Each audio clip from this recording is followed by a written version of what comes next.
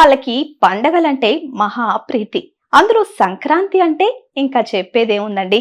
పండగంతా మన ఇంట్లోనే అన్నట్టు ఎవరింట్లో వాళ్ళు ఎంతో ఘనంగా జరుపుకుంటారు.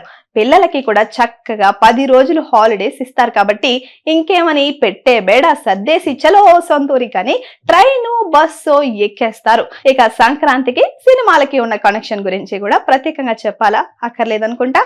అమ్మో, సంక్రాంతికి కోడి పందాలు ఎంత ఫేమస్, మా హీరో సినిమాదే ఎక్కువ కలెక్షన్స్ అనే అభిమానులు పోటీ పెట్టుకుంటారు. మనకి 2024 సంక్రాంతి యుద్ధం గుర్తుండే ఉంటుంది కదా. ఒకవైపు మహేష్ బాబు గుంటూరు కారం, ఇంకోవైపు తేజ సజ్ఞ హనుమాన్, ఇంకా వెంకటేష్ సైంధవ్, నాగార్జున నా సామిరంగా, ఇలా 4 మంచి సినిమాలు రిలీజ్ అయ్యాయి. రవితేజ ఈగల్ కూడా పోటీలో ఉండాల్సింది కానీ వెనక్కి తగ్గి అనవసరంగా ఫ్లాప్ అయింది.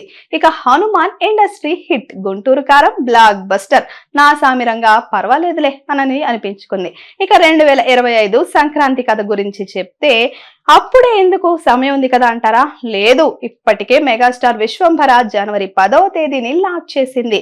ఇక మన టాలీవుడ్ సింహం అదే బాలయ్య, దర్శకుడు బాబీల యాక్షన్ ఎంటర్టైనర్ కూడా సంక్రాంతి బరిలో ఉండడం ఖాయం. ఇక ఈ ఏడాది పక్కకు జరిగిన రవితేజ 2025కి మాత్రం పండుగ వేళ థియేటర్స్ లో ఉండాలని ఖచ్చితంగా అంటున్నాడు. పైగా 75వ సినిమా కాబట్టి ఇంకా శ్రీలీల కూడా ఉంది కాబట్టి అంచనాలు ఇప్పటికే ఆకాశాన్ని అంటాయి.